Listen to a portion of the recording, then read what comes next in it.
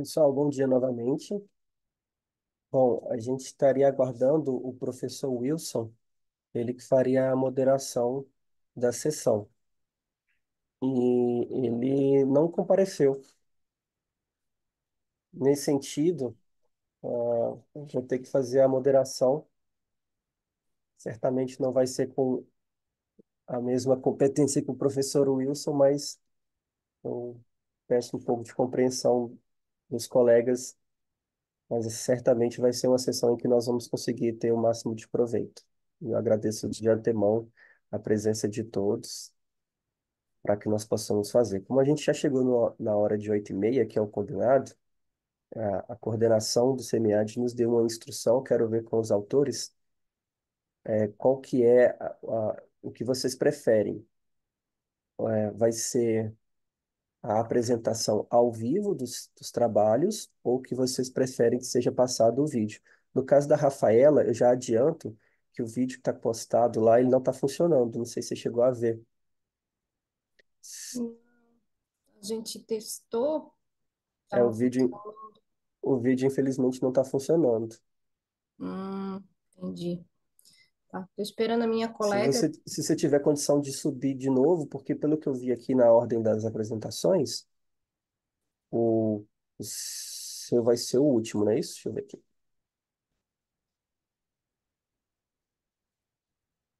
A gente vai começar com o texto Norma ISO 37120, uma revisão e implicações práticas. Logo em seguida, a gente tem a apresentação do texto Evidências de isomorfismo nas práticas dos núcleos de controle. Depois, a gente tem o texto Mesma Instituição e Economia dos Custos de Transação, novas formas de análise das políticas públicas. E, finalmente, o texto Tratamento Tributário sobre plataformas de negócios digitais e o cenário do esportes.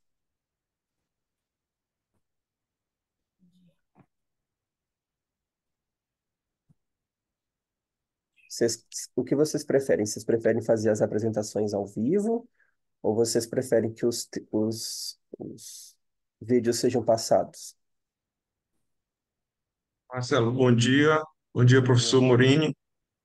Em respeito ao tempo, né, percebendo também que vocês estão cumprindo com a agenda do tempo corretamente, no meu caso, eu faço sugestão, professor, da nossa apresentação seja passado o vídeo, tá certo? Porque não foi fácil cumprir com os oito minutos, né, da apresentação para a gravação, e eu creio também que a apresentação ao vivo ela pode extrapolar facilmente essa questão dos oito minutos, tá bom? Tá certo. Uhum. Sem problemas, Gabriel, Luiz Eduardo, Perfeito. Prefiro o vídeo também. sem problemas. Gente, o professor Wilson acabou de ingressar na reunião. Professor, seja bem-vindo. O senhor pode ficar à vontade para assumir a moderação a partir daqui. Eu vou ficar responsável pela assessoria, tá bom? O microfone do senhor está desligado.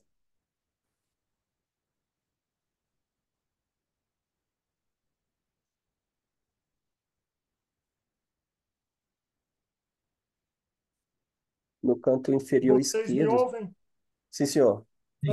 Bom dia, pessoal. Desculpem o atraso, mas é que aqui eu estou falando do interior de São Paulo, Rio Claro, e está chovendo muito e acabou a energia e agora que ela voltou. Então, Marcelo, não é? Marcelo, se eu por acaso desaparecer, é que caiu a energia, então daí você assume aí para mim, por favor. Eu acredito que todos estejam cientes, né, do, do ritual da apresentação, né?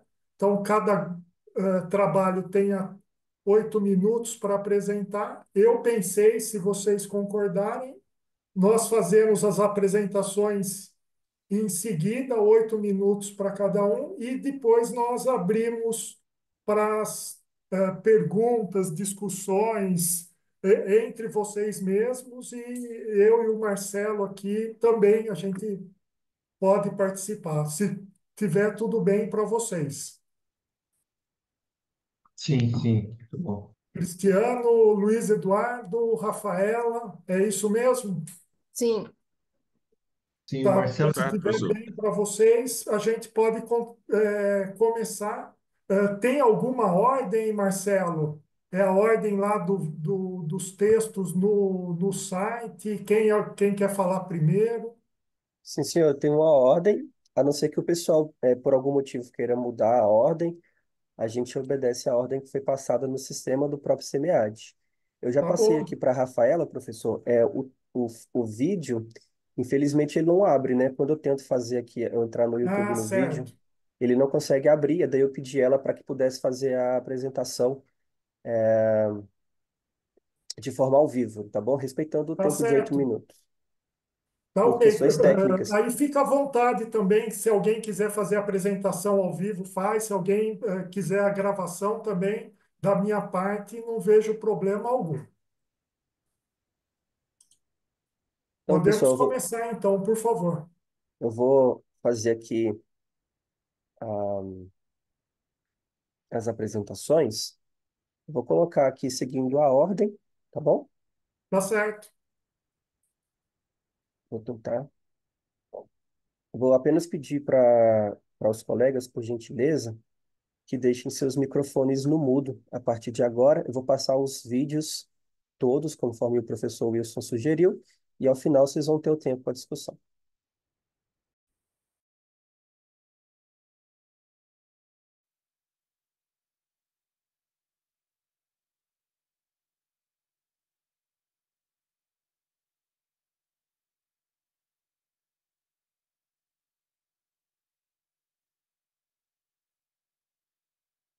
Olá, meu nome é Fernando e vou apresentar o artigo Evidências de Isomorfismo nas práticas dos núcleos de controle interno de órgãos estaduais. A temática do trabalho é governança, ação pública e políticas públicas. O estudo foi elaborado com o apoio dos professores doutores Eduardo e Evangelina. Neste cenário de modernização do setor público, em que o controle interno é uma ferramenta essencial para monitorar e melhorar a qualidade da gestão pública, entendemos que a teoria institucional, junto com o fenômeno do isomorfismo, seja adequado e apropriado para estudar como o controle interno se estrutura, como o controle interno apresenta mudanças, evolui nos núcleos de controle interno, que são unidades de órgãos setoriais ligadas e subordinadas apenas tecnicamente à Controladoria Geral do Estado. Após uma revisão da literatura, identificamos uma lacuna de estudo para utilizar a teoria institucional em núcleos de controle interno estaduais. E surgiu a seguinte questão de pesquisa: como se delineia o fenômeno do isomorfismo no contexto dos NCIs da administração pública direta do Estado do Piauí? Daí traçou-se o objetivo geral de analisar as evidências do isomorfismo nesses núcleos e os objetivos específicos em cada tipo de isomorfismo, quais sejam o coercitivo, o mimético e o normativo. No referencial teórico, estudamos administração pública, que seria o próprio aparelhamento estatal para prestar os serviços públicos à sociedade. Estudamos o controle interno, que visa garantir que os objetivos das instituições sejam alcançados por meio de várias atividades. E estudamos a controladoria, com suas várias macrofunções, como controle interno, auditoria e transparência.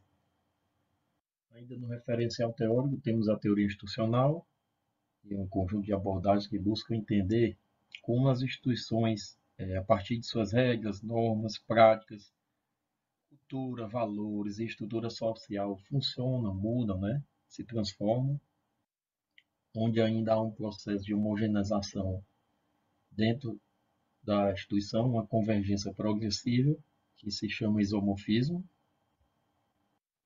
e esse se dá de três formas. Então, temos o isomorfismo coercitivo, resulta de pressões legais governamentais, atrelado à questão de legislação, regulamentações. Temos o mimético, que basicamente é a imitação de modelos bem-sucedidos, e temos o normativo, que está ligado à profissionalização. Nossa metodologia foi uma pesquisa qualitativa sobre 10 agentes desses NCIs, né? uma entrevista e utilizamos análise de conteúdo com apoio do sistema Atlas DI, onde nele analisamos essas categorias analíticas e de contexto. Passamos aqui nesse quadro o perfil dos entrevistados. No quadro 2, temos a pergunta de pesquisa a ser utilizada na entrevista para cada tipo de isomorfismo. No sistema Atlas, identificamos as unidades de registro para cada categoria, cada unidade de contexto. Chegando, enfim, aos resultados, onde a primeira pergunta para o isomorfismo coercitivo foi de que forma as pressões governamentais e da sociedade influenciam na adoção das práticas, procedimento de controle interno. E a principal resposta foi o controle social, como se pode ver, que está ligada à influência cultural ou social.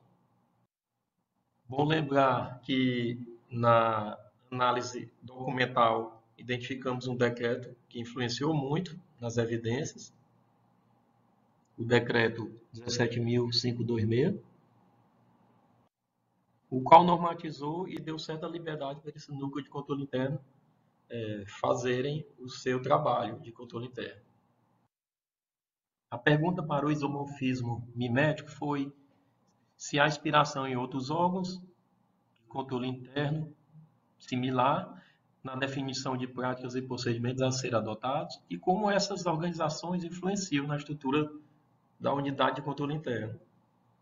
E, após a verificação dos registros, evidenciou-se a presença do mimetismo, principalmente no que concerne a adoção de práticas e procedimentos influenciados pela própria Controladoria Geral do Estado.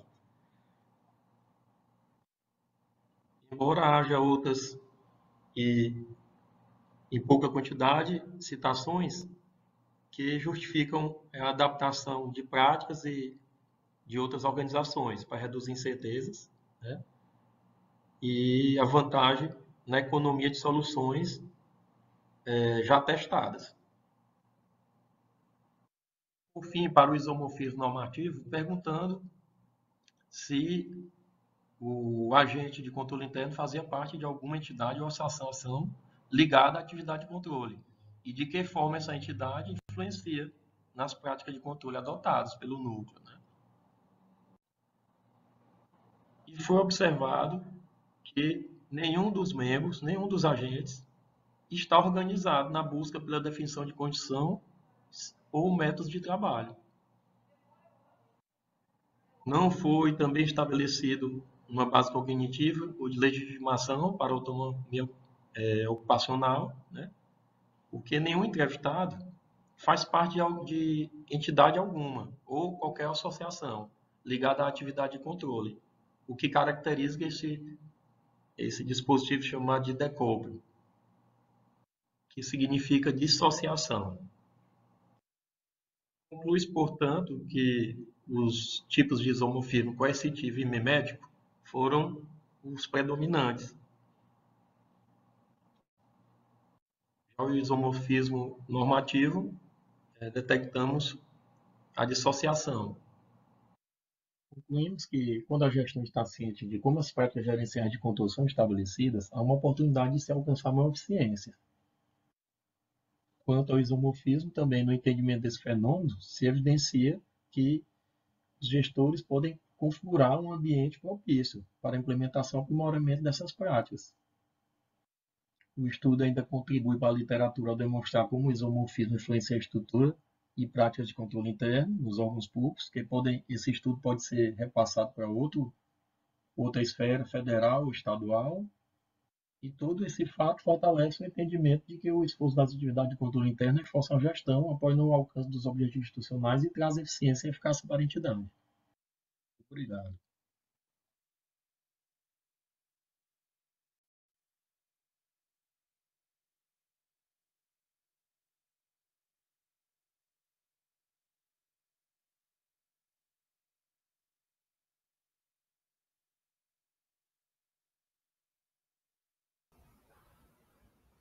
Olá, Me chamo Tiago Spiri, vim apresentar o nosso artigo sobre norma ISO 37120 de 2021, Desenvolvimento Sustentável das Comunidades.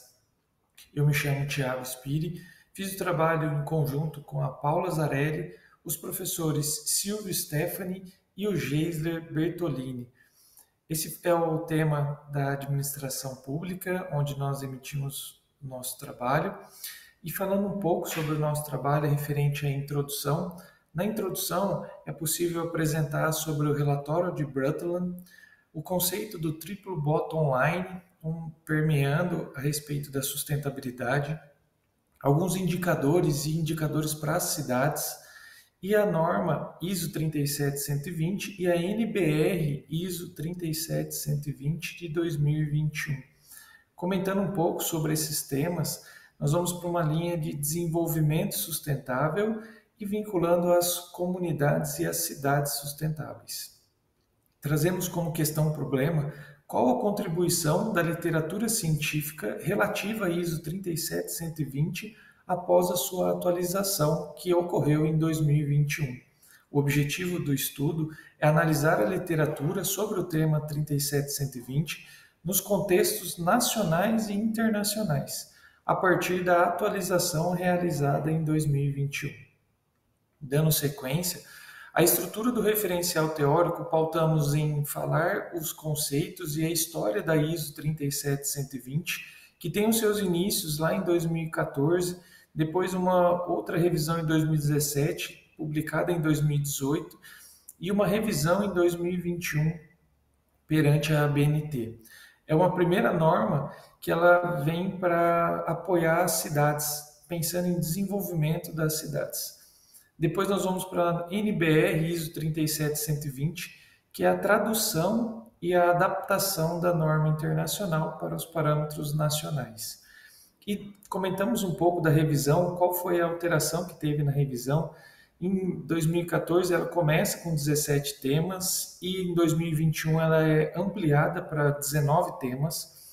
Ela sai de 104 indicadores, que desses indicadores tem indicadores essenciais de apoio e de perfil também, para 128 indicadores. Somente legitimando que essa NBR ISO 37120, ela não é obrigatória para cidades, mas ela vem para apoiar a gestão pública. Como foram os nossos procedimentos metodológicos? Nós utilizamos 3 bases de dados em nível internacional, a Science Direct, a Scopus e a Web of Science, e buscamos como pesquisa o descritor de ISO 37120. Pensando na revisão de 2021, fizemos um recorte temporal pós-2022, encontramos muitos artigos, porém o nosso recorte é após 2021, que foi feita a revisão, quais foram as principais contribuições que foram feitas após 2022. Aqui nós fizemos um quadro tentando explicar de forma mais visual e gráfica. Nós encontramos tanto na Web of Science 47 relatos, na Science Direct 140 e 71 na Scopus, foram 200 relatos, 164 desses estavam disponíveis, alguns tiveram que ser investidos, tal. Nós selecionamos aqueles que têm acesso público. Desses 164, 146 após a exclusão de títulos e resumos. Pensando no recorte temporal, chegamos a 36 estudos. Desses 36, começamos a avaliar. Esses 36 estudos trouxemos que a principal publicação ou os países dos autores, o Brasil tem 4 trabalhos, a Polônia, Itália e China possuem 3 trabalhos cada país, e os outros países contribuindo com 2 trabalhos, lembrando que são trabalhos publicados. Fizemos uma nuvem de palavras, e a palavra Smart City, ela está com um asterisco, porque pode ser tanto Smart City ou Smart Cities. Então, por isso que nós fizemos esse recorte, e foi aqui que mais apareceu. Lembrando que nosso indicador foi a ISO 37120 como busca. E depois dessa análise, ainda nós selecionamos 7 artigos que contribuem diretamente para a literatura. E a nossa contribuição do estudo foi analisar cada um desses artigos, descrevendo os seus objetivos, suas contribuições, os seus achados relevantes. Convido para ler o nosso artigo para não ficar tão denso essa apresentação. E pensando na restrição do tempo, já indo para os critérios de considerações finais, interessante que esse estudo ele possibilitou uma aplicação do método Prisma e mostrar que esses 7 estudos, sim, contribuíram para 37.120. Também fizemos um recorte temporal, as aplicações práticas desses indicadores, como alguns exemplos de algumas cidades, o Observatório de São Paulo, também a ISO como indicador universal e a NBR como indicador, adaptação para níveis nacionais. E também sugerimos, dentro dessa nossa pesquisa, uma nova ISO, que é a 37124. Encerro aqui a minha fala, apresentando as principais referências bibliográficas e quero ressaltar um agradecimento para esse evento do CMEA de 2024, onde nós conseguimos fazer a publicação e a apresentação. Agradeço a atenção de todos e deixo-me à disposição para eventuais dúvidas. Muito agradeço.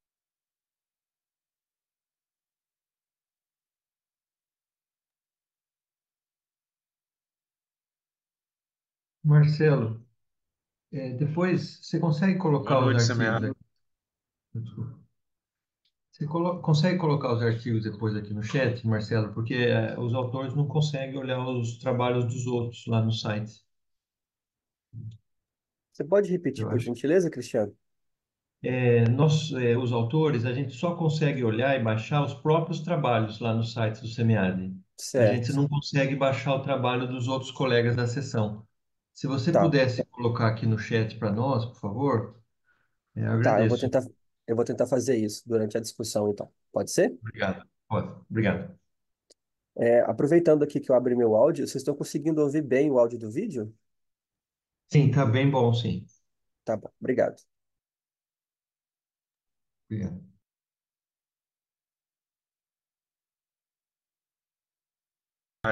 Eu, Gabriel. Boa noite, Semead. Eu, Gabriel Amazonas, juntamente com o professor Otávio Cabelo e o professor Cristiano Morini, desenvolvemos o trabalho com o título Tratamento Tributário sobre Plataformas de Negócios Digitais e o Cenário dos eSports. Os objetivos da pesquisa são: objetivo geral, analisar o tratamento tributário pertinente às plataformas de negócios digitais e os possíveis impactos sobre os esportes no Brasil, descrevendo a experiência nacional e internacional. O objetivo específico é capturar a opinião e percepção de especialistas sobre o desenho do tratamento tributário que se pretende alcançar no futuro e levantar proposições a partir da presente pesquisa. Sobre a metodologia, classifica-se como uma pesquisa exploratória descritiva, bibliográfica e documental, de abordagem qualitativa, e o instrumento de pesquisa definido foi o PRONOCIP.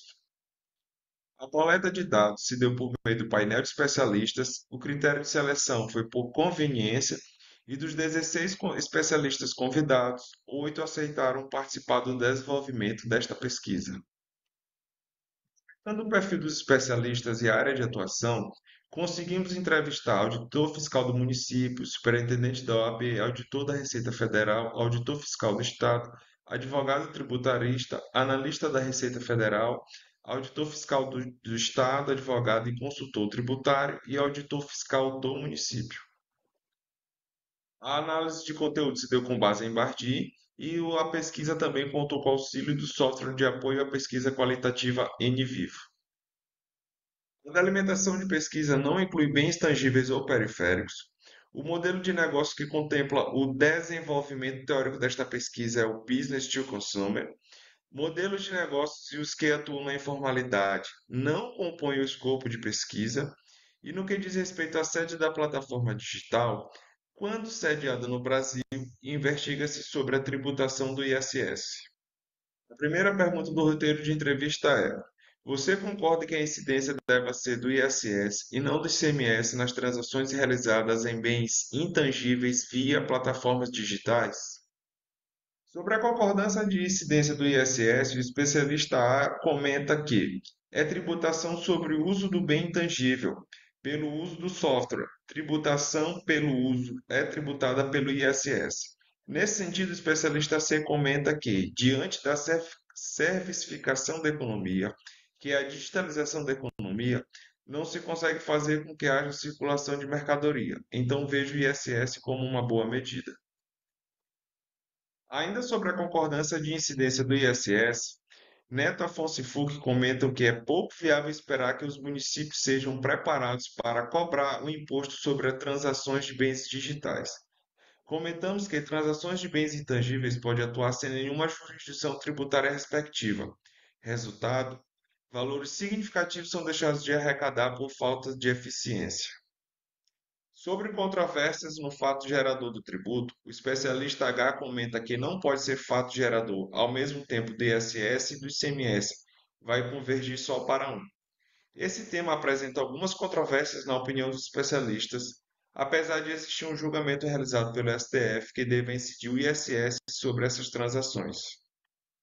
A segunda pergunta é: você acredita que a atribuição de responsabilidade tributária a terceiros, vinculados ao fato gerador da obrigação tributária, pode auxiliar na solução desse problema? De que maneira? Sobre esse questionamento, o especialista G destaca que a questão não está em eventual dificuldade de identificação do sujeito passivo. Apresentamos a proposição 1. O contribuinte substituto tem a obrigação de fazer a retenção e recolhimento do tributo. Nesse caso, a falta de recolhimento do valor retido se configura em crime de apropriação indébita previsto no artigo 2, inciso 2º da Lei 8.137 de 90. Assim, o poder coercitivo da administração tributária se torna mais forte no sentido de arrecadar o tributo. Proposição 2. No caso de fato gerador futuro, é necessário fazer estimativas e existe a possibilidade de distorções propositais na formação de preço. Terceira pergunta. No contexto do esportes, considerando que algumas empresas estrangeiras não possuem CNPJ e fazem operações com clientes brasileiros, qual seria uma alternativa para a arrecadação? Proposição 3. A tributação sobre o uso do bem intangível é complexa por conta de novos elementos não costumeiramente utilizados nos atributos relacionados à tributação, como a ausência de presença física no Brasil e de CNPJ. Pagamentos digitais, ausência de circulação de mercadoria e servicificação.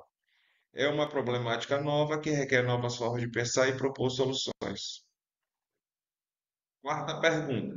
Diante de novos desafios relacionados à dimensão online do comércio eletrônico, como por exemplo os e-sports, como melhorar os mecanismos de fiscalização sobre as transações envolvendo bens intangíveis via plataforma de negócios digitais?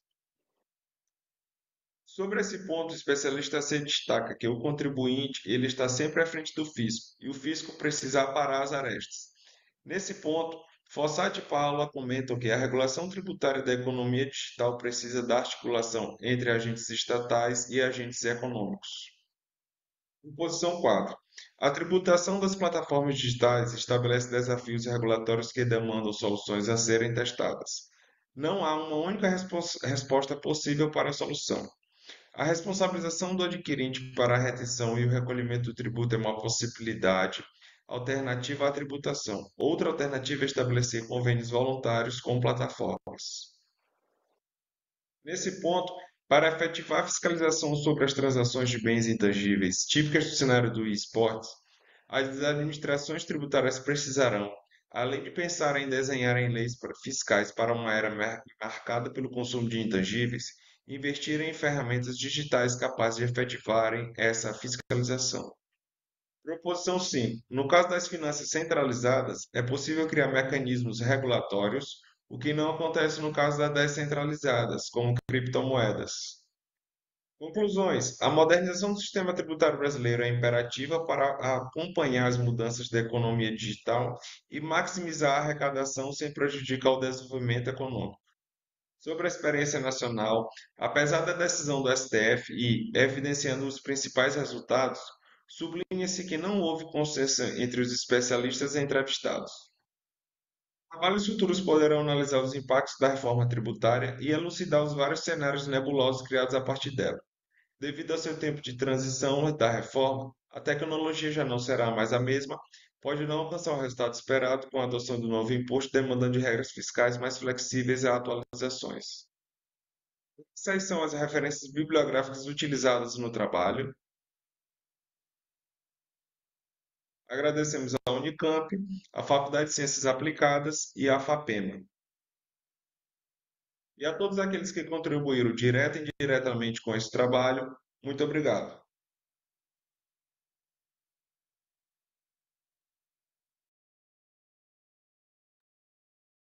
O professor pode assumir a partir daqui. Eu vou tentar baixar os artigos para mandar aqui no chat para vocês.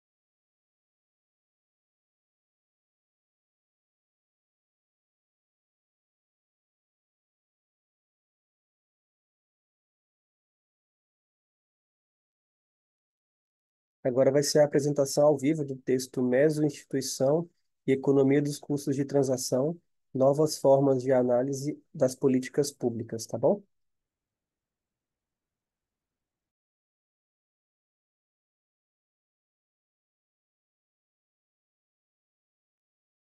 Professor, eu acredito que tem um vídeo meu, né? Gravado. Então, Daniel, o seu vídeo ele não tá funcionando.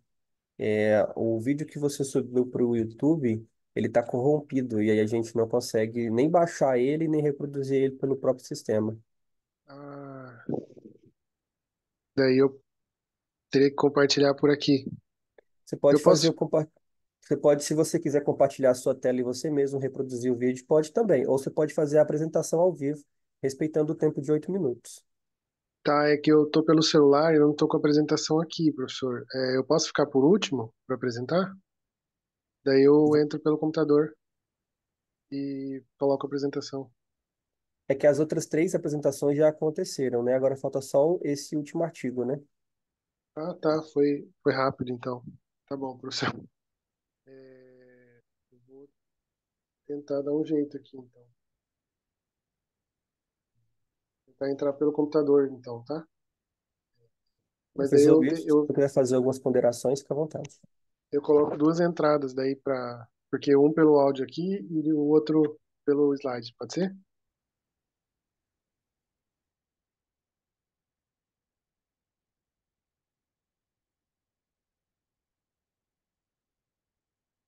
Eu cheguei a testar o vídeo lá, eu consegui ver como.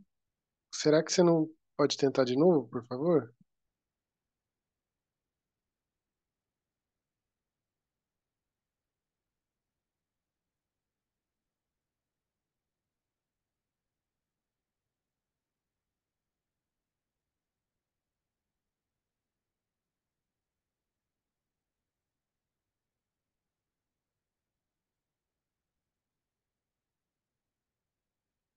Não, realmente não vai. Eu vou te mostrar aqui para você ver. Ó. Eu vou até te compartilhar minha tela aqui para te mostrar. Quando eu tento, ó, o vídeo não está disponível. Pode Eu ser que também não consigo entrar no vídeo, não. ele está colocando que o vídeo está indisponível, tá? Tá, talvez eu tenha compartilhado errado, então. Eu vou entrar, eu tô entrando pelo computador já, daí eu vou subir a apresentação, daí eu vou ficar nessas duas entradas, pode ser?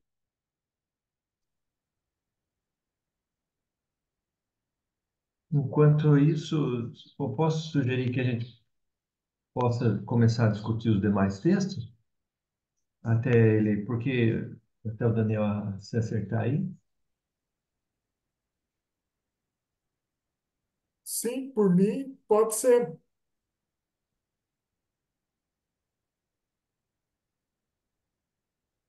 Aí eu verifiquei aqui, Marcelo, que clicando em cima do nome do artigo, o artigo abre. Eu não tinha visto isso antes. Eu peço desculpas. Agora eu consigo baixar os artigos, sim. Obrigado, viu, Marcelo, professor Wilson.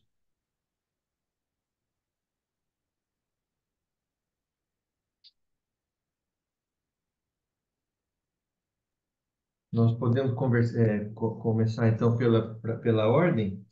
Podemos. Aliás, era isso mesmo que eu ia sugerir, começar pela ordem. As perguntas ao primeiro, ao segundo e assim sucessivamente. Não.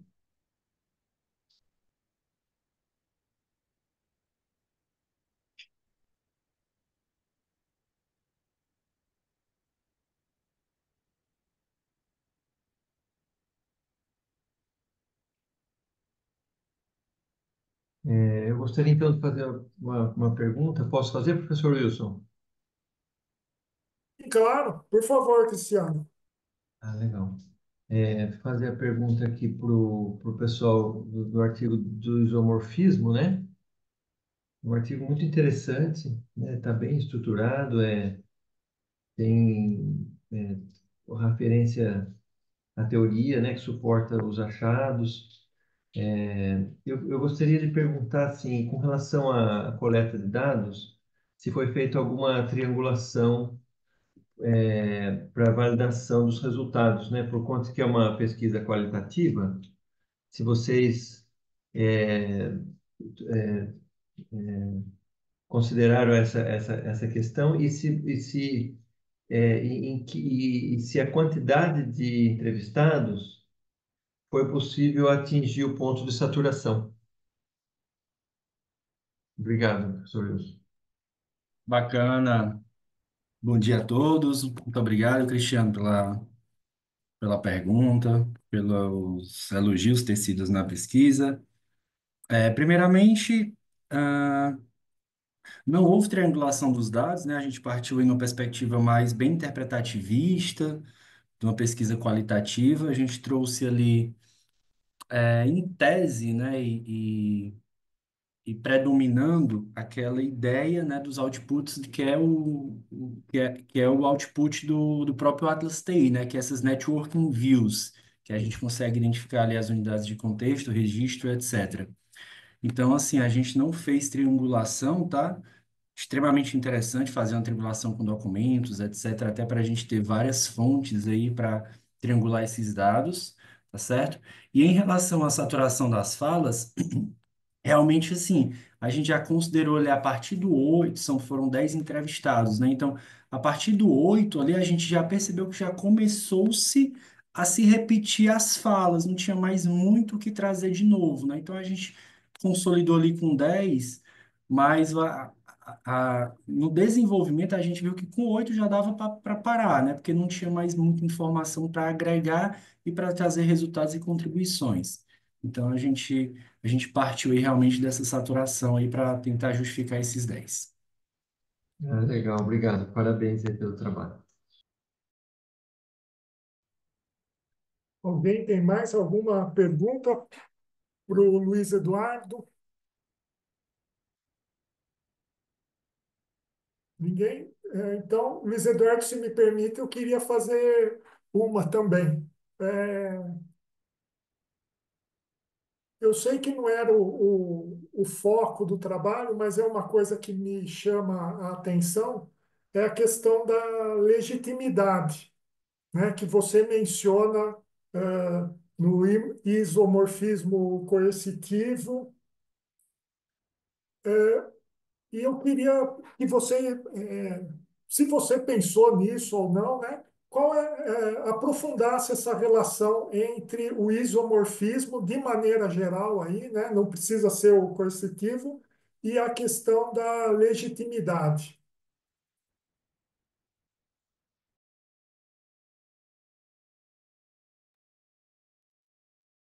Oi, professor Wilson. Pronto, muito obrigado, tá, pela pergunta.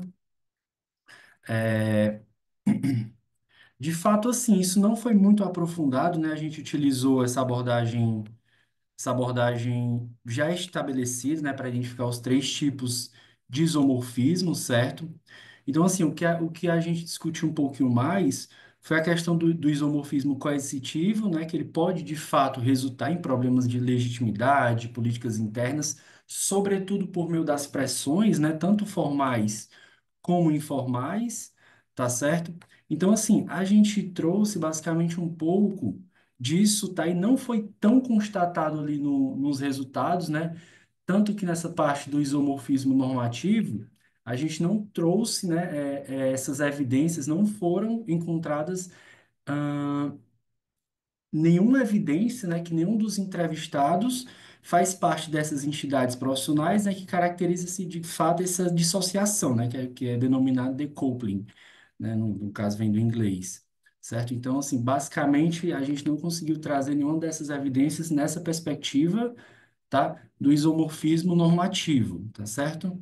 E quando a gente trata aqui, por exemplo, do isomorfismo coercitivo, a gente conseguiu identificar alguns problemas dessa legitimidade, né? Sobretudo por essas influências, pressões, que advém muito, né, da questão legal, tá certo?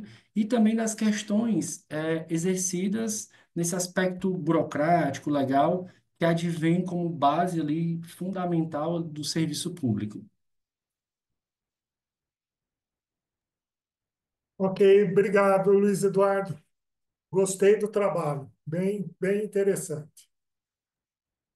Mais alguma pergunta para o Luiz Eduardo? Alguma questão aí? Todos satisfeitos? Então vamos passar para enquanto o Daniel. Daniel, Professor, acho que eu o consigo agora compartilhar minha consigo? tela aqui. Ótimo, então vamos tentar. Tá bom. Compartilhar a tela.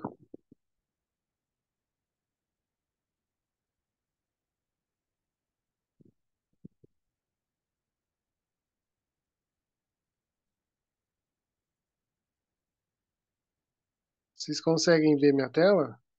Não. Ainda não. Ainda não. Tá aparecendo umas opções aqui estranhas. Eu pedi para compartilhar, não, não foi.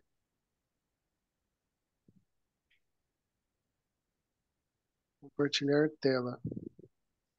Aí ele terá acesso a informações.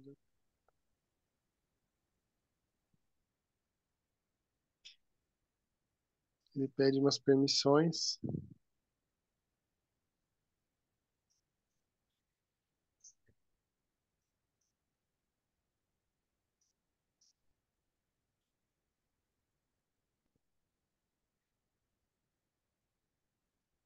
Não consegui ainda.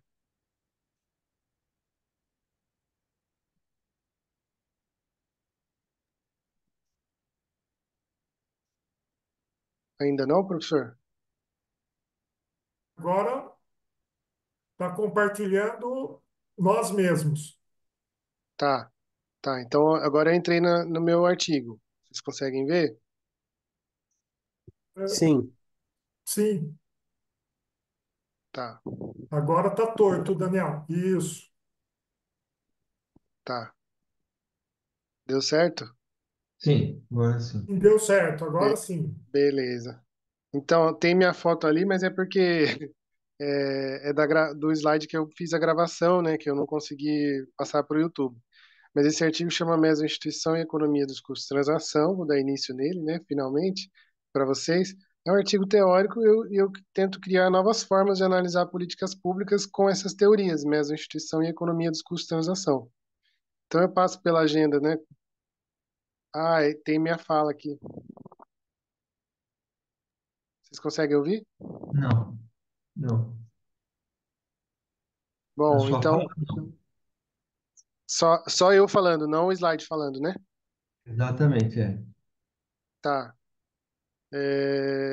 Então, a gente tem na agenda, né, introdução, problema de pesquisa e objetivo, fundamentação teórica, desenho de pesquisa e proposições, discussão e conclusão. E aqui na introdução, a gente fala que existe uma complexidade, uma possibilidade de tratar de políticas públicas sobre vários prismas, né? Então, é um problema complexo e sistêmico, né? E a gente pode avaliar políticas públicas por várias disciplinas, né, de forma transdisciplinar, por ela ser complexa. Então, esse é a nossa justificativa de usar nova economia institucional aqui para inserir a nova economia institucional na análise de políticas públicas. E minha fundamentação teórica é mesoinstituições, a abordagem e economia de custo de mensuração, que ela vai conseguir elas vão conseguir se conversar para poder analisar a política pública. É o que eu tento fazer nesse desenho de pesquisa aqui. Ele não está muito bem visível, mas a gente consegue mostrar que o grande conector aí entre mesoinstituição e economia do custo de mensuração é a complexidade informacional.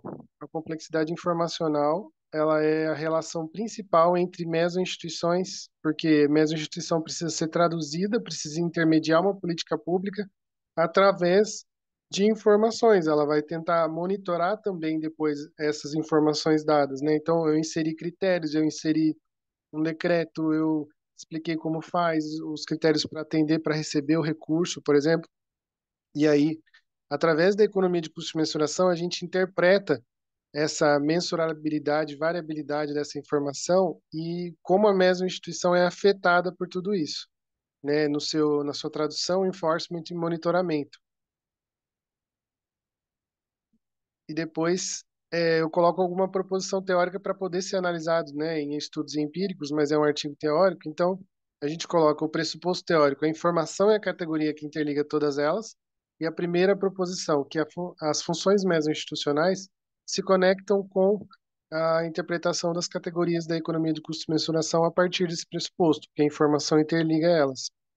Então, o enforcement, ele pode ser utilizado, né, para incentivar uma política pública e depois a gente monitora essa política pública, só que isso altera a complexidade informacional, né? Se eu incentivar de determinada forma, pode ser mais fácil de entender a política pública ou ela pode ficar apagada, né? Ninguém saber dela, né?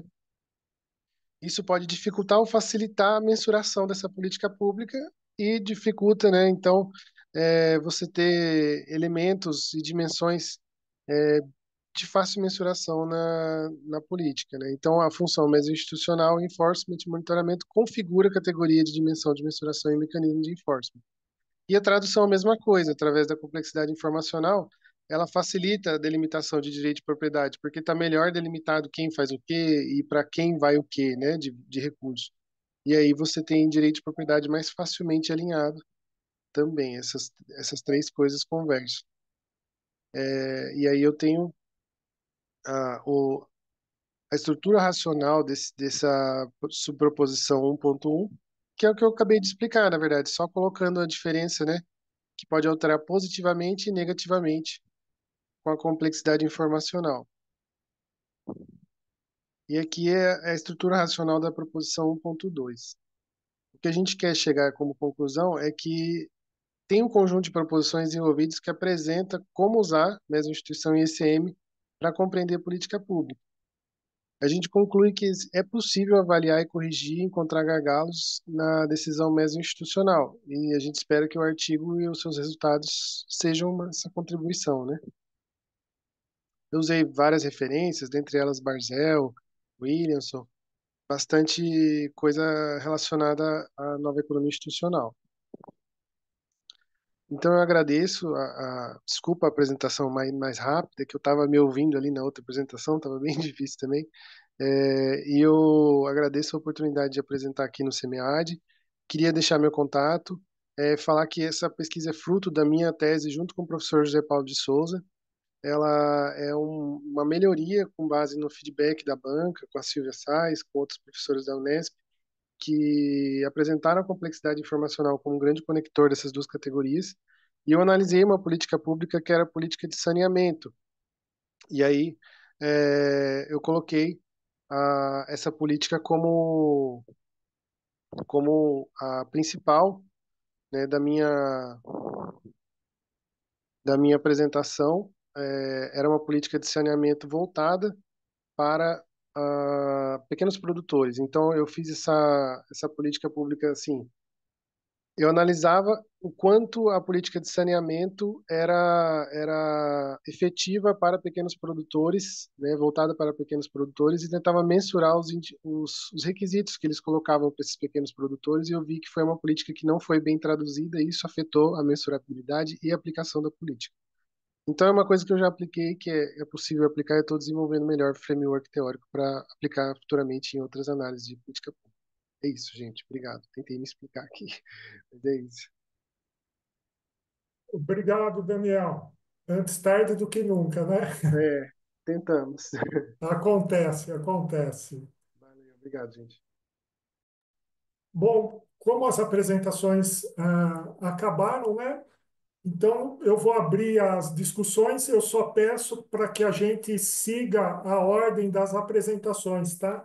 Então, agora as perguntas são endereçadas ao Tiago e ao trabalho dele sobre a norma ISO 37120. Alguém tem alguma pergunta, alguma questão para o Tiago?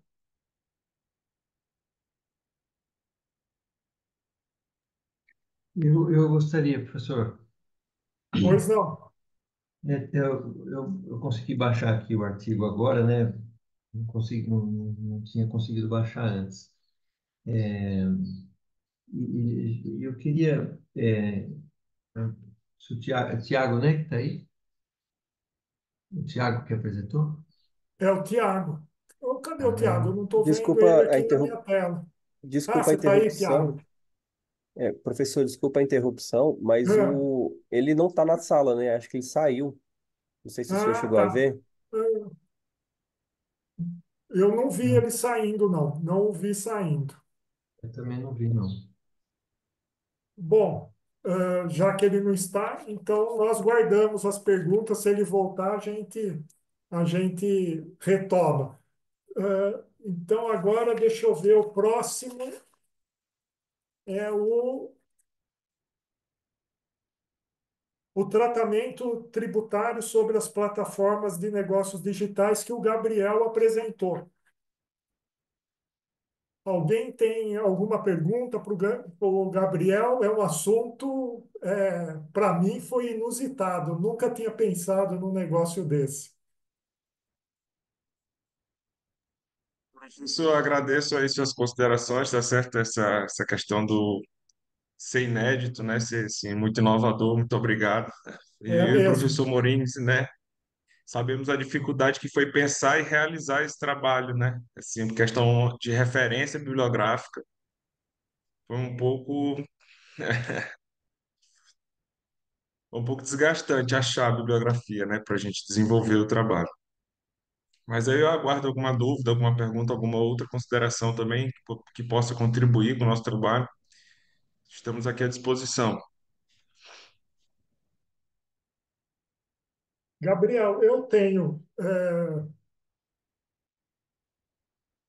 dada a estrutura tributária brasileira, que é uma coisa disfuncional, né?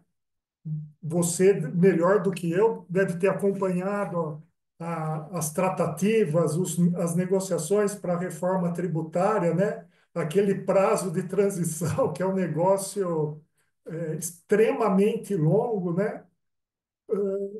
Como você vê essa estrutura tributária disfuncional, né? Aqui você mesmo disse, acho que no final da sua apresentação, né? Quando a legislação tributária alcançar o que é hoje, a tecnologia já mudou, vai precisar mudar tudo outra vez. Mas a gente está falando de Brasil, né? Que especificamente na questão tributária para ser bem educado, um desastre, né? Como é que você, melhor dizendo, a partir do seu trabalho, claro, vê essa dicotomia entre a rapidez de uma atividade econômica que é você mesmo diz, né, disruptiva, né, para o nosso sistema tributário. Professor Wilson, eu vou só contextualizar um pouco antes de responder de fato a sua pergunta, o que é em relação ao seguinte, ainda falando dessa questão a respeito da natureza tributária, né? Antes do julgado, como eu comento também na apresentação, as transações digitais, né, via plataformas digitais, elas eram tributadas pelo ICMS, que é um imposto de responsabilidade dos estados, né, e Distrito Federal, correto? Porque havia de fato a circulação de mercadorias, né? Havia de fato a circulação de mercadorias, assim, eles entendiam, né? O ICMS é um imposto estadual que ele tributa a circulação de mercadorias e serviços. Mas quando se trata de transação via plataforma digital, não há a circulação de mercadorias. Toda a transação ela ocorre num mundo fictício, né? Nesse mundo intelectual. Mas continua sendo um serviço, no entender de todo o referencial que a gente apresenta também, a gente também entende dessa forma, continua sendo um serviço intelectual. Após esses julgados, percebeu-se que, de fato, é um serviço e, por ser serviço, uma prestação de serviço sem a circulação, deveria ser tributado pelo ISS, correto? Isso é hoje. E a demanda dessa reforma tributária urgente é porque muitos dos municípios eles não têm a capacidade física, né, tecnológica, humana e outras mais para poderem acompanhar, fiscalizar e tributar de fato essas transações. Isso seria para hoje, né? A realidade de hoje demanda muito de uma reforma tributária. Mas, como a gente bem sabe, a reforma tributária ela tem um tempo de transição, que, se eu, salvo engano, são de 50 anos, né? Foi feita por etapas. 10 anos, aí vai ser entregue em pacotes. Se nós pensarmos nos últimos 10 anos, o quanto a tecnologia avançou, mudou, e principalmente no pós-pandemia, né, como houve essa disrupção e os jogos eletrônicos, né, os esportes eletrônicos, eles também acompanharam o avanço da tecnologia. Se a gente imaginar um cenário para 10 anos à frente, como é que essa questão do mundo digital vai ser assim, algo que a gente não consegue nem imaginar. Então, uma reforma pensada para hoje, ela não consegue acompanhar a velocidade dessa transação. Por isso a gente até comenta, né, que é urgente essa transação e ela é uma transação que assim dessa reforma tributária que ela tem que ficar muito atenta a essa questão da comercialização de bens intangíveis porque como a gente bem comenta no nosso trabalho, é um mundo, né, assim, um mercado econômico que ele está cada vez movimentando muito dinheiro, né, na escala já de milhões no mundo todo, e sem demandar de praticamente presença física nos países onde tem público, né, um público consumidor. Tá certo, professor? Obrigado, Gabriel. Eu acho que é isso mesmo. Alguém tem mais alguma pergunta para o Gabriel? Tudo bem? Posso fazer mais uma, então? Professor, eu Pode, sou professor. assessor, mas eu não sei se eu posso fazer pergunta. Pode, claro, Marcelo. Aqui é democracia total. Pode fazer sim, por favor. Na verdade, eu gostaria, de parabenizar a todos, obviamente, né? O Gabriel, assim, em tempos de bets, não sei se você acompanha o que acontece, mas saiu não muito recentemente uma notícia que diz que dos recursos transferidos pela União aos recebedores do Bolsa Família, aproximadamente 20 bilhões de reais foram destinados às bets, né? E muito se confunde em respeitar a esportes eletrônicos em relação às bets. Assim, como que você enxerga isso, especialmente do ponto de vista tributário? Como que a gente conseguiria, de alguma forma, repensar a forma como a gente tem essa estrutura tributária hoje, especialmente porque a gente está falando de recursos bem significativos. Se a gente pensar na casa do bilhão de real, né? Você consegue comentar alguma coisa nesse sentido?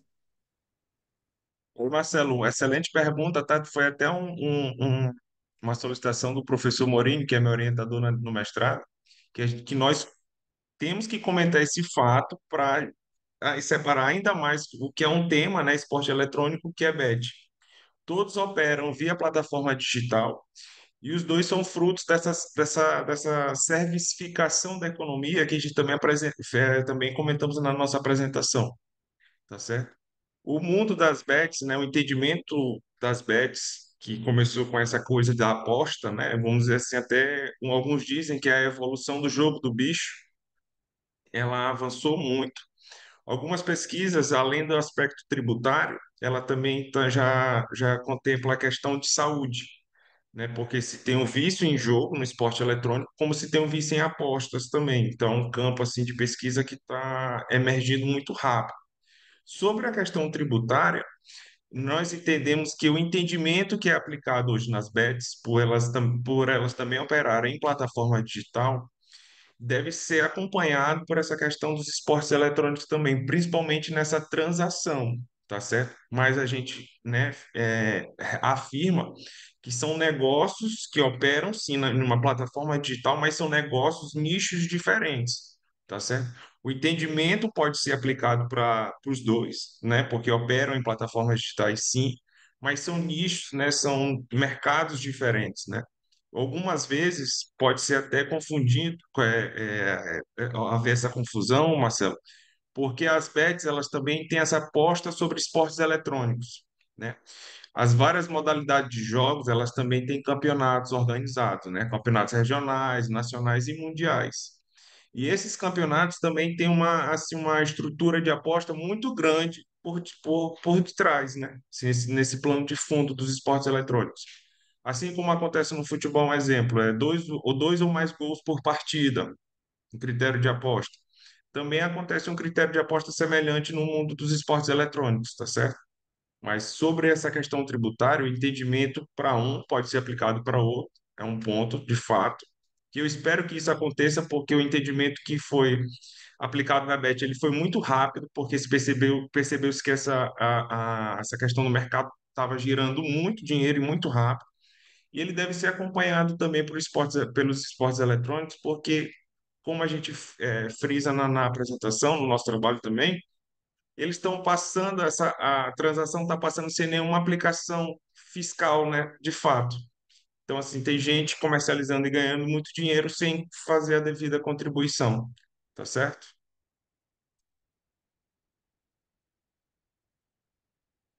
Obrigado, Marcelo. Mais alguma dúvida, Obrigado você. professor Wilson? Satisfeito aí, Marcelo? Então tá bom. Gabriel, mais uma que eu agora é uma a título de curiosidade mesmo, né? É, você fala que algumas transações no seu trabalho, algumas transações são pagas por Bitcoin, né? Nesse sentido, se a transação é paga com Bitcoin, o governo arrecadaria o imposto? Teria uma taxa de câmbio real Bitcoin? Professor Wilson, hoje, se a gente falar de hoje, né, a regra que está hoje, não existe normativo legal para isso. O que dificulta ainda mais essa questão da aplicação da regra tributária, tá certo? E a gente entende que as grandes transações, né, o que é noticiado, que as grandes transações, por algum motivo, são sempre realizadas em bitcoins, no mundo dos esportes eletrônicos, tá? Já saindo da bet, para não haver nenhuma confusão. Até comento no trabalho que algumas transações no cenário brasileiro, de um jogador brasileiro para um jogador russo, vendendo uma coleção de bens intangíveis, ela foi realizada em bitcoins, né? Na cotação da época, chegava a 1,4 milhões de dólares. Mas o fisco, até onde a gente conseguiu investigar, não houve nenhuma aplicação da regra tributária por ela ainda operar em Bitcoin, entende? Então, é essa atenção, né, que o trabalho também vem apresentar suas contribuições, né, tanto no mundo acadêmico quanto nesse mundo da fiscal, da regra fiscal, que tem que ficar atento a isso. E o Bitcoin é mais uma dificuldade da regra tributária alcançar essas transações. Tá certo, professor? Ok. Obrigado, Gabriel. Muito bacana o seu trabalho, gostei. Eu que agradeço aí, agradeço ao professor Wilson, agradeço ao professor Marcelo, e também agradeço de coração ao meu professor orientador Cristiano Morini. A gente sabe o quanto foi difícil, né, professor? Obrigado, professor. É, o orientador tem que agradecer mesmo, né? Senão, já sabe. Legal, obrigado. Parabéns Mais aí. alguma, Cristiano, você quer comentar alguma coisa a respeito do seu orientando? Fica à vontade. Eu acho que já que nós temos um pouquinho de tempo, né, eu acho que o Gabriel teve assim uma certa dificuldade adicional, que foi a questão da falta de artigos científicos, falta de estudos relevantes sobre o tema, porque é um tema muitíssimo novo. E além disso, é um tema que está em transição, né, por conta da reforma tributária também, e das mudanças tecnológicas, né? Então, tudo contribuiu assim para ser algo bastante novo, Então a gente tentou fazer um trabalho que ele possa servir de base para trabalhos futuros, né? E tentar fazer um certo alicerce do que se entende sobre os assuntos, as principais discussões sobre o assunto, e que isso possa orientar outros trabalhos que estão por vir aí. Obrigado. Ok, obrigado, Cristiano.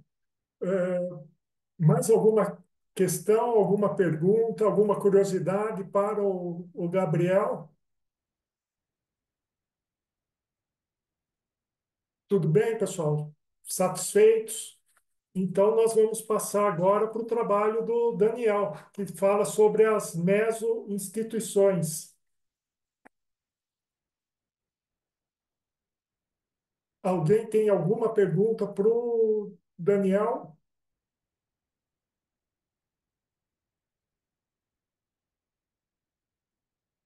Não? Posso começar então, eu mesmo? Então tá bom. Ô, Gabriel, gostei do seu trabalho também, achei bem interessante. Eu, como leitor do Norte, eu gosto muito desse tema das instituições.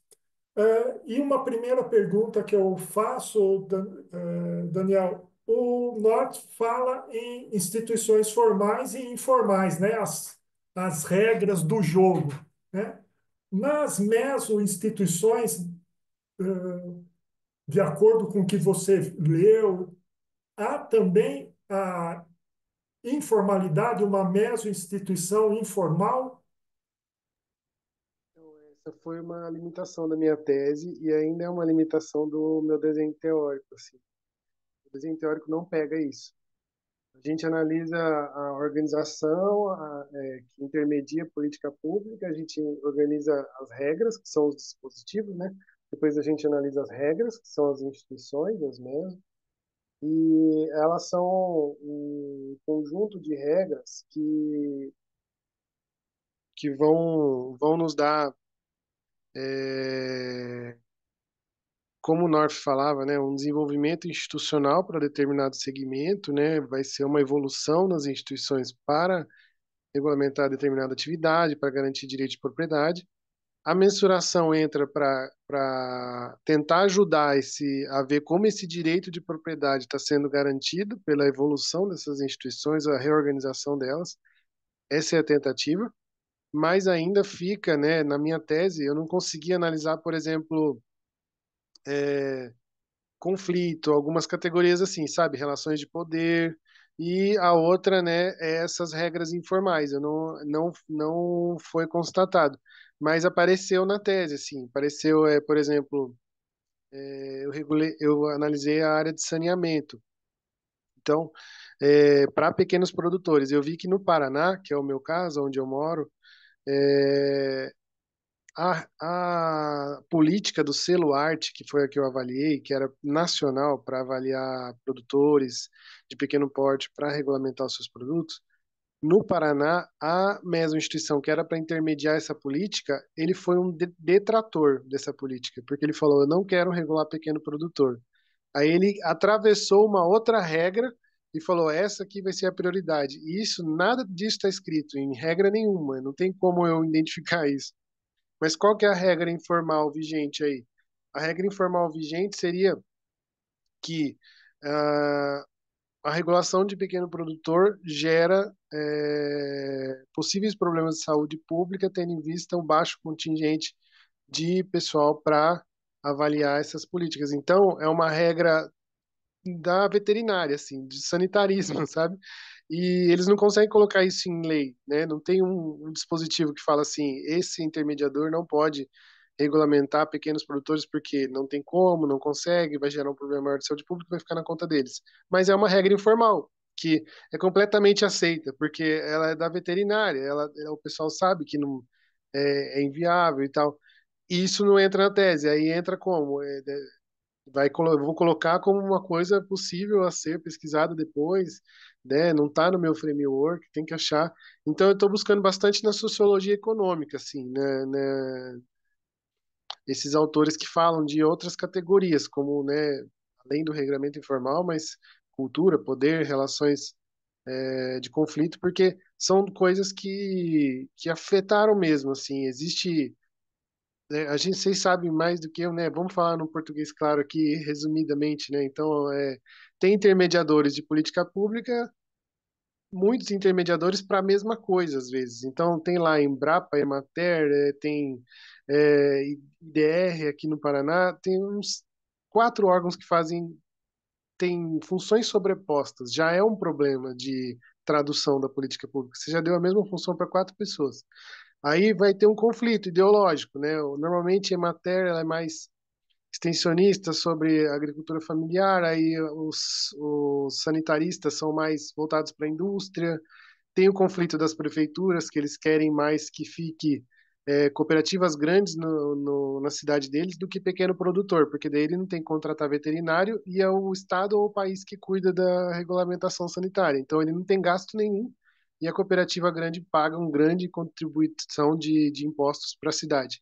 Então só tem benefício em ter cooperativa grande e agroindústria grande e não ter pequeno produtor em termos de receita e gasto tributário, não em termos de desenvolvimento econômico. E é aí que eu tento chegar. Essa é a minha grande saga, tentar falar o que é desenvolvimento econômico. É o pequeno crescer, poder crescer. Para isso, você tem que fazer um investimento primeiro. Aí eu estudo o consórcio também como mesma instituição, como possibilidade de fazer todo mundo crescer junto. Mas é uma saga, né? Quem trabalha com administração pública e política pública sabe.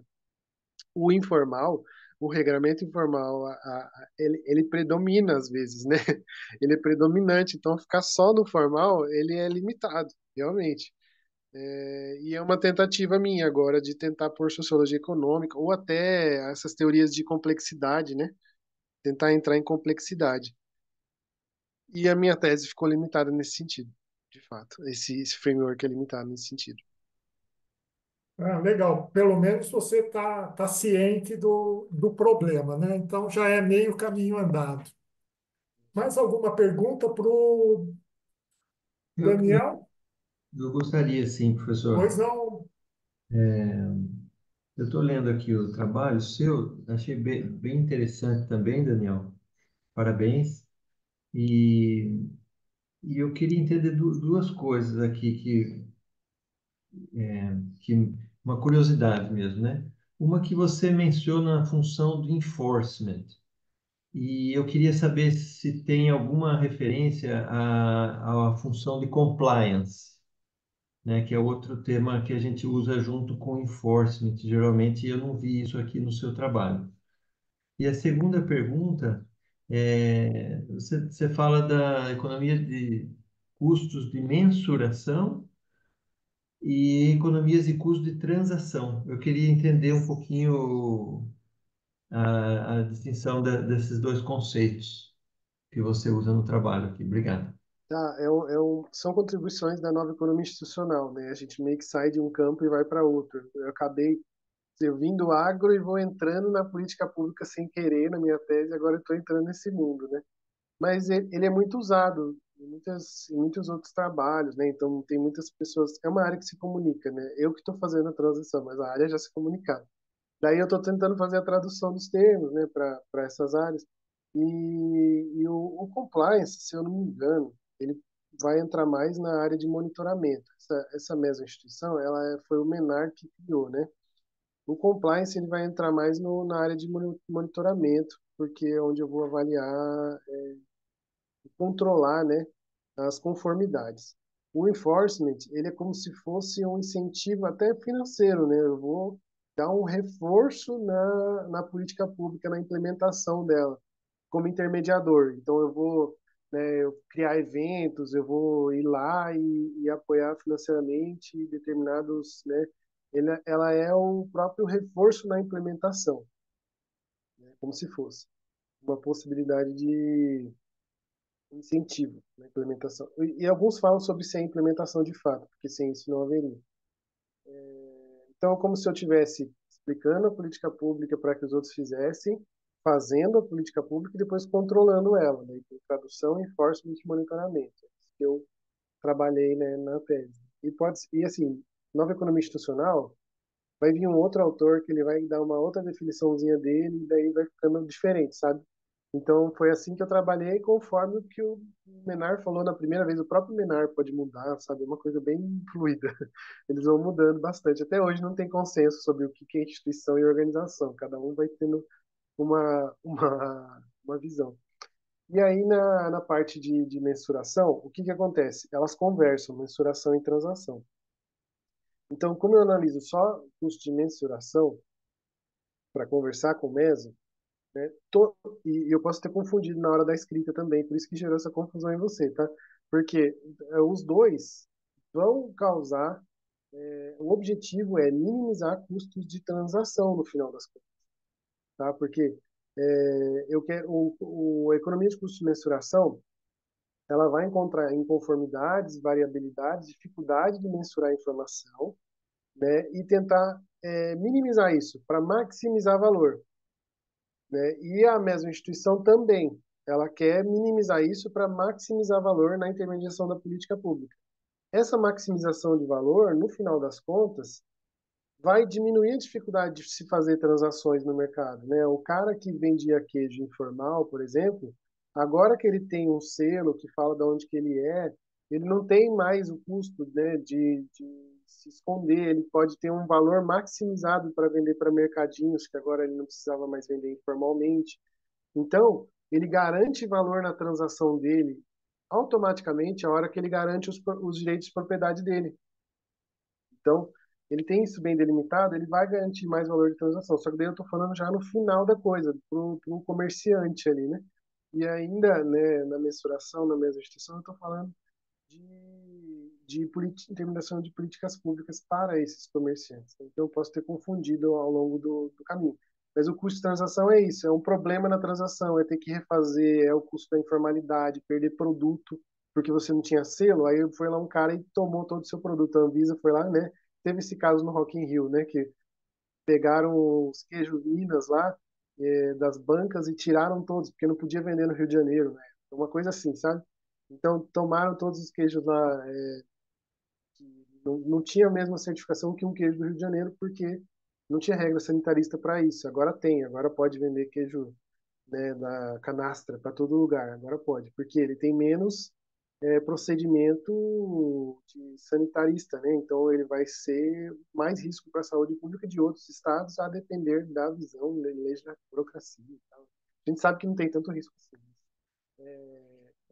Entendimento que assim o sanitarista daquele estado não quer se responsabilizar pelo problema que der, porque cairia no colo dele se não tivesse uma regra falando, ó, não vai cair no seu colo porque é um queijo feito com base na parte, entende? É tudo uma questão de colocar a culpa no outro, né? Na administração pública, assim, quem vai cair a culpa? E não necessariamente o bem comum, porque, né? E é isso que a gente quer como pesquisador, né? Melhorar a questão do bem comum, né? Enfim, eu vou dando exemplo que é para tentar ilustrar, porque esses termos realmente eles confundem. Eu posso ter confundido no artigo algumas vezes, colocar às vezes transação em vez de mensuração, porque, né, a gente tira na tese, tenta escrever.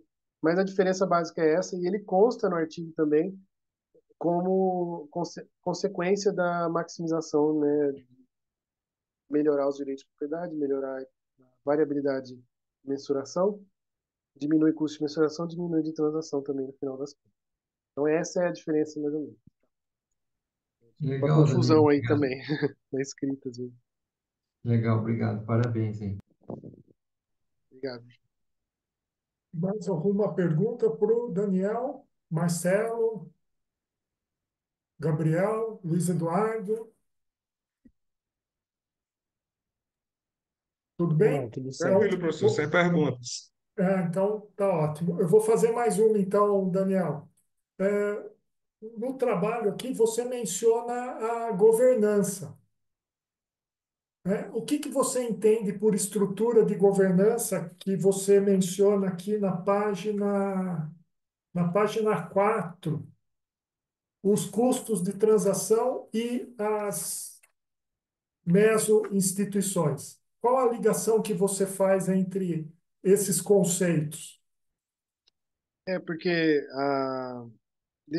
ali, e também não sei se ficou claro, né? A gente tenta misturar os autores e vai gerando bagunça, né?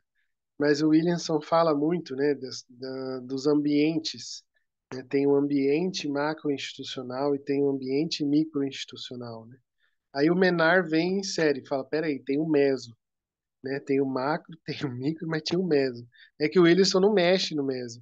Ele fala, essa regra aqui é uma regra que existe, a gente não quer mexer com ela, a gente quer se reorganizar em arranjos, né? E esses arranjos vão gerar estruturas de governança nas empresas, né? As empresas vão poder produzir, inserir dentro da firma, vão poder terceirizar, a depender, né, da facilidade que esses arranjos institucionais proporcionam para ela ou não, né? Ou do custo de mercado, da especificidade do ativo.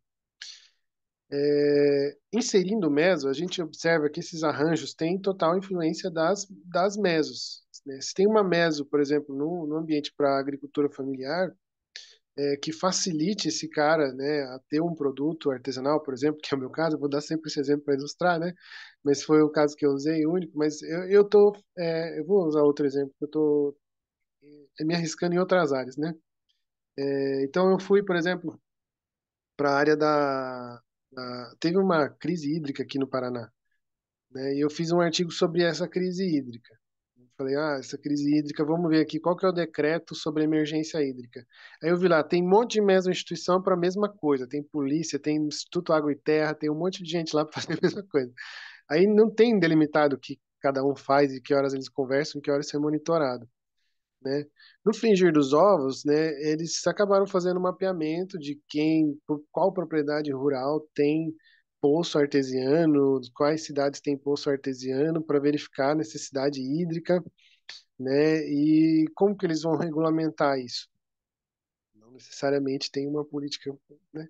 E aí você vai observando que não existe das propriedades rurais um arranjo institucional seguro para que a pessoa não se garanta internalizando a sua própria fonte de recurso ali de água, né, no caso. Então ele não terceiriza, ele não vai terceirizar esse serviço, ele sabe que ele não pode depender de ninguém, não tem um arranjo seguro para ele sobre isso.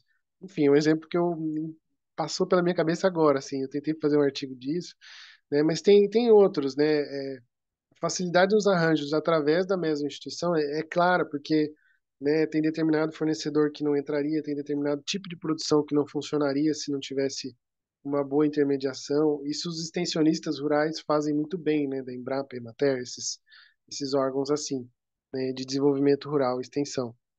Então, eles vão ajudar bastante o produtor a saber o que ele pode organizar na empresa dele, o que ele pode terceirizar, o que ele pode, né, criar de estrutura ali, porque existe um arranjo, né, uma lei que permite ele fazer isso ou não, né? Tem um exemplo muito bom, eu não sei se vocês sabem esse exemplo, mas a diferença de ambrosia e doce de leite, né? Isso que saiu na minha pesquisa também. Então, doce de leite tem uma diferençazinha na fórmula e ambrosia lá, né? Eles são um pouco diferentes, mas se o cara que produz para ele é fácil mudar isso. Só que, se é ambrosia, você pode ser regulamentado pela Anvisa, é um certificado fácil e você exporta rápido. Se é doce de leite, é uma burocracia danada. Você vai ter que achar o veterinário do seu município. Se não conseguir, você tem que ir para um estado. Se você não tiver capacidade produtiva para isso, você não abre a firma, né? Porque o estado é mais caro de visualizar e ele vai querer que se monte uma indústria grande. Então, olha só, uma mudancinha na lei, na organização, né, institucional. As mesmas instituições que vão regular isso são diferentes, é a Anvisa e o outro é o sistema de saneamento. Vai mudar tudo a sua forma de produção e se você vai poder exportar e crescer ou não. Aí muda toda a sua estrutura de governança. Por quê? Né, a estrutura de governança depende dos custos de transação. Como afeta nos custos de transação, vai ter muito custo para eu fazer um doce de leite a nível de estadual. Pronto, aí você não faz, aí você tem que entrar na outra regra. Então, delimita bastante, a gente acha, né? Então, eu acho até triste essa cultura do empreendedor querer, né, parecer que ele vai conseguir tudo sozinho, né? A gente está amarradinho, a gente depende muito de regra, né? Só se tiver um poder de influência muito grande para você conseguir influenciar numa regra, né? Por exemplo, tem uma empresa aqui no Paraná chama Tec Verde, né? O cara tinha um poder de influência muito grande, ele conseguiu mudar a regra para construção civil, financiamento de construção civil. Hoje ele conseguiu ter uma regra de financiamento de construção civil não só por alvenaria, mas também por material de madeira, né? Madeira, wood frame, né? Um negócio lá alemão lá e tal, que é um outro tipo de madeira que é um pré-moldado, né? Meio americanizado, né? O cara tinha essa influência, ele conseguiu, montou a Tec Verde aqui. Hoje ele tem construção que não só de alvenaria com financiamento, que não existia. Mas se não tivesse essa influência, você não tinha financiamento para o teu tipo de obra. Como é que faz uma obra sem financiamento, né? E aí nunca ia ter esse outro tipo de construção. Então as regras influenciam e muito nas estruturas de governança, né? Legal, Daniel. É isso mesmo. E aí está a força aqui, né, no Brasil, da informalidade, né? É, Se você consegue contornar a, a formalidade, você consegue muita coisa. E se você não consegue, nem para fazer doce de leite você consegue fazer, né? é verdade. É a força da informalidade aqui É no muito forte. Brasil. É um comportamento legítimo, né? Por isso que eu me interesso por esse assunto. É legítimo você contornar a regra. Sim, Eu contorno, eu sou. E agora eu, produtor de doce de leite, não consigo contornar a regra, eu não estou, com o perdão da palavra, ferrado, né? Agora, se e, eu consigo, se eu tenho os contatos via informalidade, eu posso tudo. e tem muita influência na economia hoje, né? A gente depende da informalidade quase, né? O Brasil, né? Como país para crescer, né? É um mercado que já gera renda, já no final das contas ele está entrando no meio informal ali depois que ele vira renda, né? Então Isso, não tem nem é super potente no Brasil isso mesmo. Legal, professor, obrigado pelas contribuições. valeu. Bom, pessoal, o Tiago não voltou mesmo, né? Não, professor, infelizmente. Deve ter acontecido alguma coisa com a conexão dele, né? Chuva e etc. Alguém tem mais alguma consideração, pessoal? Alguém quer falar alguma coisa? Que nosso tempo está acabando. Professor Wilson, você comentou dessa questão que interessa esse tema da informalidade, né? Você tem alguma, alguma pesquisa, algum tema assim que possa indicar a gente para a gente fazer alguma colaboração? Porque eu também me interesso por esse tema. Então, Cristiano, eu participei de uma pesquisa aqui pela Unesp, né, sobre estruturas de governança aqui, mas do ângulo de vista do desenvolvimento, né? Então, comitês de bacia hidrográfica, arranjos produtivos locais, circuitos turísticos e tal. E o enfoque do trabalho, pelo menos da minha participação nessa pesquisa, foi justamente a partir da economia institucional, né? North, Williamson, os ganhadores do Prêmio Nobel agora desse ano, o Acemoglu, o Robinson, né? E nas entrevistas, na coleta de dados, ficou bem claro isso que o Daniel falou agora, da informalidade. Muita gente trabalhando sobre o mesmo assunto, sobre a mesma coisa. Então, no Comitê de Bacia Hidrográfica, por exemplo, tem vários órgãos do Estado federal, do Estado municipal e do Estado estadual falando sobre a mesma coisa, mas de maneiras as mais diversas possíveis, né? Então, muitas vezes uma ação, uma boa ação, vamos chamar assim, ela é barrada por causa dessa informalidade. O sujeito que está ali para decidir, ele não gosta daquilo que foi, e ele senta em cima e não. Então, a gente cansou de ver isso aqui no estado de São Paulo, nós cansamos de ver isso. O estudo era uma comparação: Minas, São Paulo e Bahia. E todos os Isso. três estados, essa questão da informalidade é forte. Aí, uma saída que eu encontrei é o conceito lá da legitimidade, né, proposto pelo Bobbio, né? E é a legitimidade que faz isso. O sujeito sentado ali, ele barra porque é legítimo. Ah, eu não gosto, eu estou aqui, cheguei aqui no topo da minha carreira ou no topo e eu sentei aqui, é legítimo para mim, né? Não, Então, por isso que eu me interesso por esses assuntos. muito interessante, professor.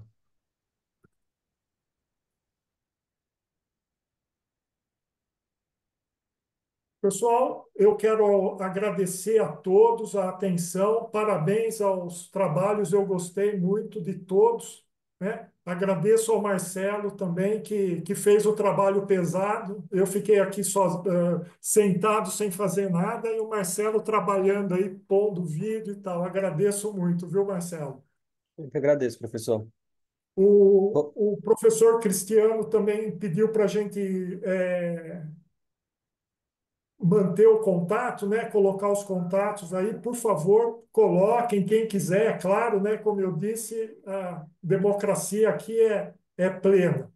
E peço para vocês também um pedido aí da organização, né? Do seminário, a avaliação da sessão. exatamente, professor. Eu coloquei aí o link, o senhor já colocou, mas eu coloquei também novamente Ah, aí. colocou de novo, Eu legal. peço a todos, por gentileza, para que façam a avaliação, da nossa sessão, por favor, tá? Tá legal. Muito obrigado a todos. Desejo um bom dia aí para vocês. Obrigado. Até mais. Obrigado, Tchau, tchau. pessoal. Um abraço a todos. Obrigado, tchau, tchau. Um Obrigado, abraço pessoal. Excelente dia, viu? Até para mais. vocês também. Até logo.